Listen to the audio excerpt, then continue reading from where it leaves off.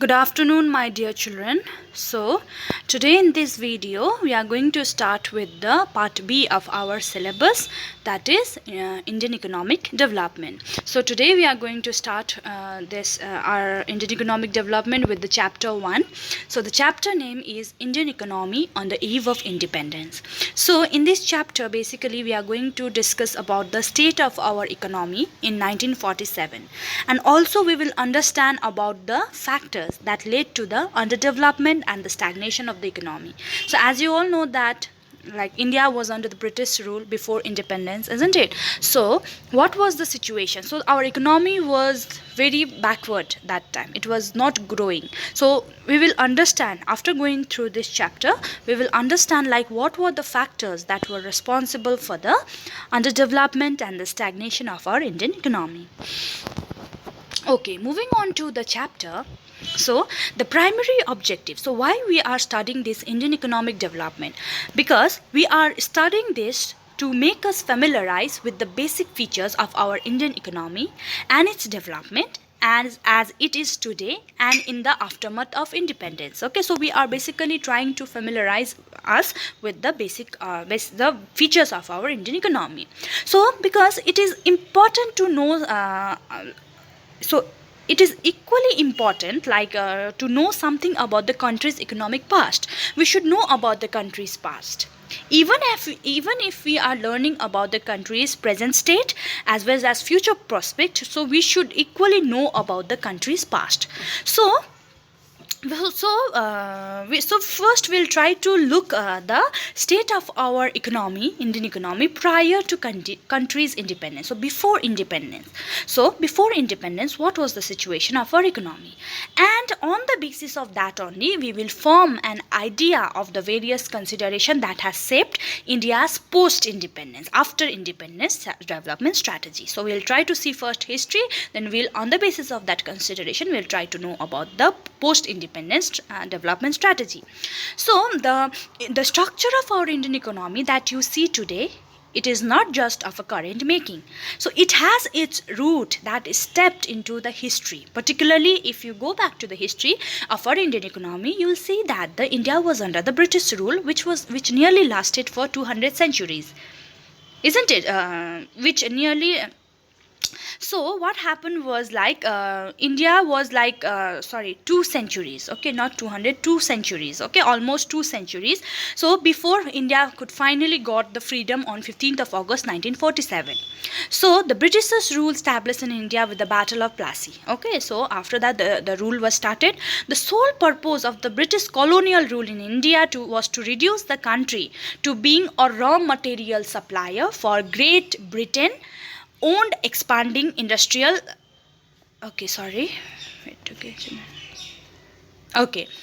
and expanding modern industrial base. Okay, children, so the main intention of establishing the British rule in India was to make India the supplier of raw material for their industry.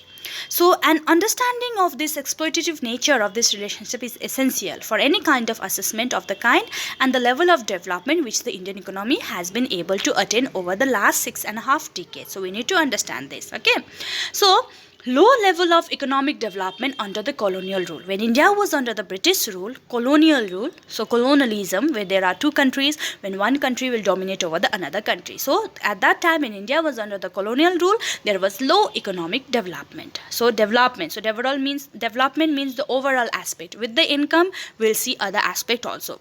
So that was the low level of economic development was there. But before the Britishers they came to India, before Britishers, our economy was a independent economy. It was a flourishing economy. Okay, it was a good economy. It was flourishing economy, well grown economy. Though agriculture, what happened was that the agriculture was the main source of livelihood for the most of the people. Yet although that was the scenario, yet the economy was characterized by a various kinds of manufacturing activities also.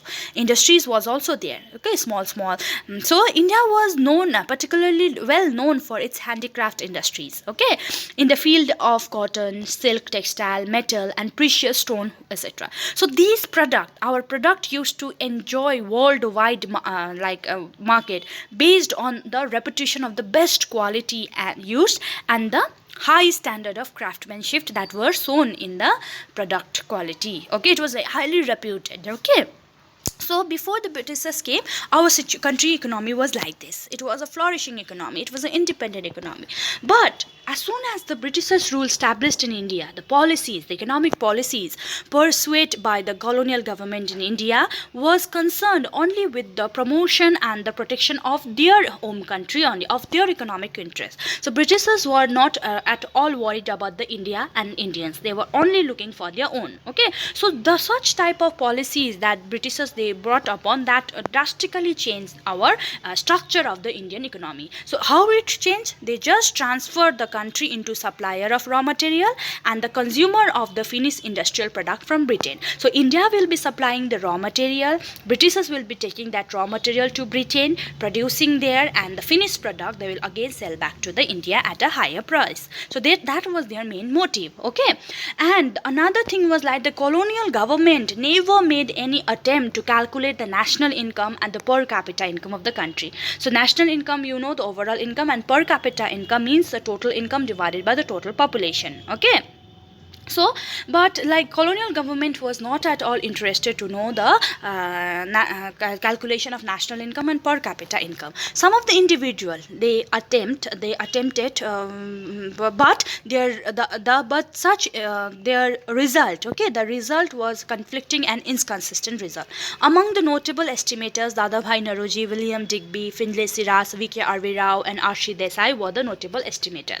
So it was Rao, V.K.R.V. Rao, whose estimates during the colonial period was considered very significant. Okay, so but however, if we see the output, the aggregate country's growth of aggregate real output during the first half of the 20th century was less than 2%, and this was coupled with a meager 0.5% growth in the per capita output per year. That means the growth rate of the country was very low at that time during the British rule. So that means that the various policies that were adopted by the Britishers, they were not favoring India. They were not favoring us. Okay, they were interested for their benefit of their own only, of their home country only, not for the Indians. Okay, so this was the situation there. So now after this, so different, as we have discussed, that the agriculture was the main source of livelihood for the most of the people. So starting with the agriculture sector, then industry, then foreign trade, then demographic condition, then occupation structure, then infrastructure. So one by one sector now we are going to discuss. Okay, so what was the condition of agriculture sector during the British rule? Okay, so what was the situation? We'll discuss it one by one. So when Indian economy was under the British rule, it was a purely fundamentally agrarian economy. Agrarian economy means dependent on agriculture.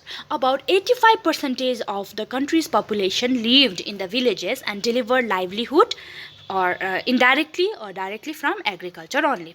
However, despite being the occupation of such a large population, the agriculture sector continued to experience stagnation and not frequently unusual deterioration. It was not growing.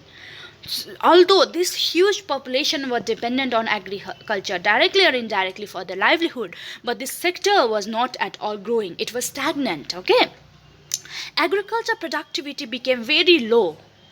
Okay, the productivity was very low. The stagnation in the agriculture sector was mainly due to the various system of land settlement system. Because of the land settlement system, the stagnation that was there in the agriculture was because of the land settlement system that was introduced by the colonial government. So when we are discussing about the land settlement system, there are different types of land settlement system. So our main focus will be the Jamindari system. Okay, so particularly under the Jamindari system, which was implemented in then the Bengal presidency, comprising the parts of the India's present-day eastern states. So the profit acquiring out of the agriculture sector went to the Jamindar instead of cultivators. So whatever the farmers they are cultivating and whatever profit they will acquire, it will go to the cultivators, not to it will go to the Jamindars, not to the cultivators. So however, what happened was like a considerable number of Jamindars and not just the colonial government did nothing to improve the condition of agriculture. They were not at all worrying about the situation that was prevailing in the agriculture. So their main interest was of the Jamindars was only to collect the rent, regardless of the economic condition of the cultivators. Economic condition, whatever be the condition of the cultivators, they were not worrying about. They just only want the rent on time. So These caused immense misery and social tension among the cultivators. So, to a very great extent, the terms of revenue settlement were also responsible. So, why the jamindars were behaving like this? Because they were also bound under this revenue settlement. Jamindars were also bound because jamindars were having such kind of attitude, because they also have to deposit the revenue on a time that was specified. Okay, so jamindars depositing the sum of revenue to the colonial government was fixed, and if the jamindars they fail to do so, then they will lose their right. So jamindars were having that type of attitude because of this. So besides this was the one reason of the low productivity in agriculture, or the stagnant in agriculture, because of the various land settlement system. Another reason was a low level of technology. Our agriculture sector, the technology was very backward. It was more on technology was not there. Technology was very backward. That could be the another reason for the low stagnation of our economy. Another reason is, besides this low level of technology, lack of irrigation facility, negligible and use of fertilizers. All these added up to the plight of the farmers and contributed to the dismal level of agriculture productivity. There was no proper irrigation facility, proper use of chemical pesticides, fertilizers were not there. Okay, so this was the another cause. So there was also, of course, some evidence that there was some increase in the yield of a cash crops. Instead of food crops, there was increase in the yield of cash crops. So cash crops are those crops which are produced basically for the sale purpose. Food crops, whereas food crops are produced for the consumption, whereas cash crop are produced basically for the sale. So there was relatively higher yield of cash crops in certain areas of the country, due to the commercialization of agriculture. So commercialization of agriculture is basically the production basically for the sale in the market. So agriculture became commercial. So Britishers, they adopted this, they commercialized our agriculture. So because of that, what happened is, like, the cultivators, they were producing only the cash crop, they were not producing food crops. Then how they are going to eat what they are going to eat? Because cash crop means like cotton, indigo, coffee, tea. These are the cash crops, isn't it? So what Britishers did, the Britishers, they commercialized our agriculture. Our agriculture, which were previously done for the self consumption, now it became commercial. Okay,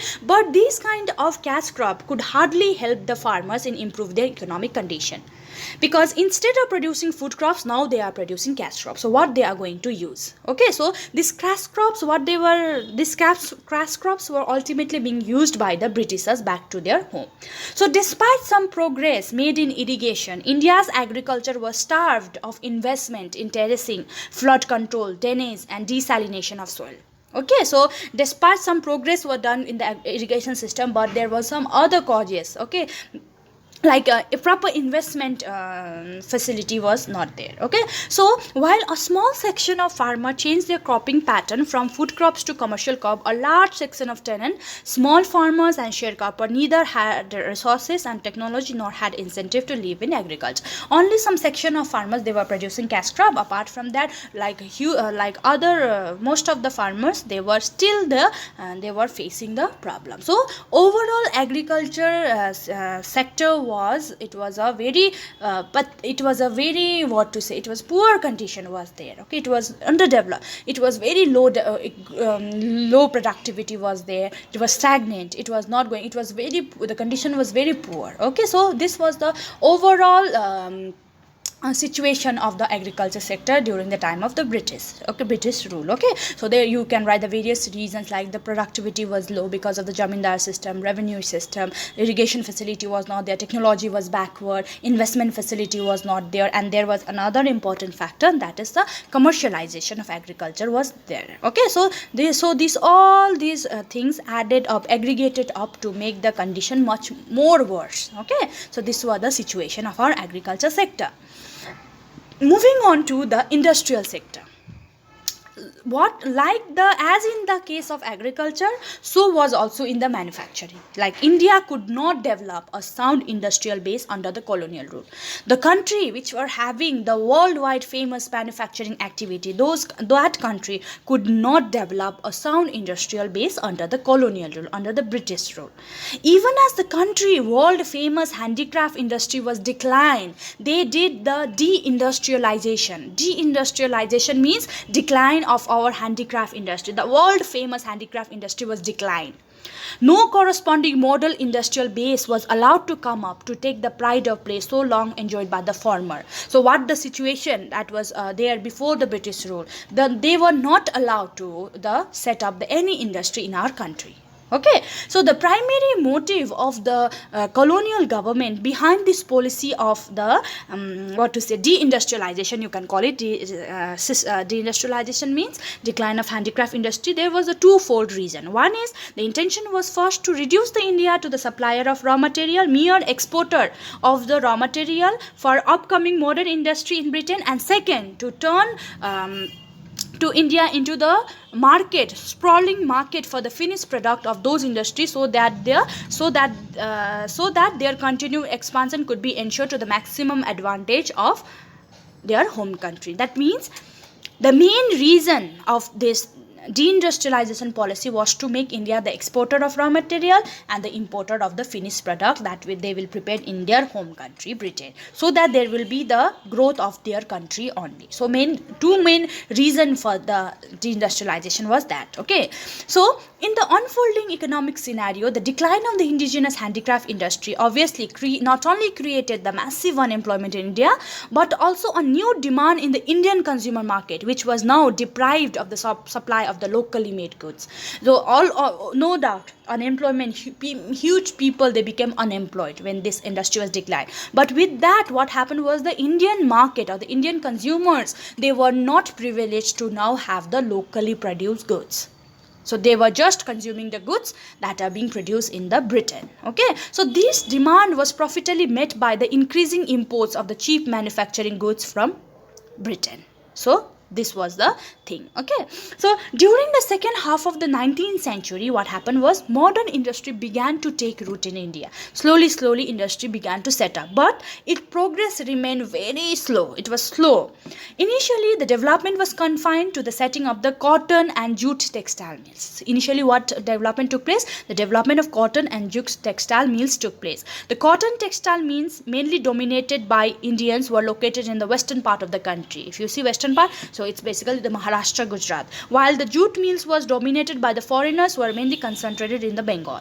Subsequently, the iron and steel industries began coming up in the beginning of the 28th century. The Tata Iron and Steel Company, TISCO, was the first industry that was incorporated in 1907. A few other industries in the field of sugar, cement, paper, etc. came up after the Second World War. Okay, so this was the scenario of the industrial sector. However, this industry came up, okay, but there was hardly any capital goods industry. So capital goods industry means those industry which can produce machines, tools, which are in turn can be used for producing the other goods. Okay, so hardly we could see the capital goods industry. So the establishment of the few manufacturing units here and there was no substitute to the near wholesale displacement of the country's traditional handicraft industry. Furthermore, the growth rate of the new industrial sector and its contribution to the GDP or the gross value added remained very small. So the contribution that industrial sector was giving to the GDP of the country was very low. Another significant drawback of the new industrial sector was the very limited operation of the public sector. There was a public sector, as you all know, the public sector basically works for the welfare of the people. But there was this public sector operation was very few. So thus this public sector was operating only to some of the confined areas only, railways, power generation, communication, ports and some other departmental undertakings. Okay, so the operation of public sector industry was very low. Okay, so this was the overall situation of our industrial sector during during the British rule. Okay, so the main thing they did to the industrial sector was deindustrialization, decline of handicraft industries. Okay, but slowly in the 19th century, industry began to set up modern industry, but its growth rate was very low, and the contribution of the industry to the GDP of the country was also very low. Okay, so this was the overall sector, overall situation of the industrial sector during the British rule.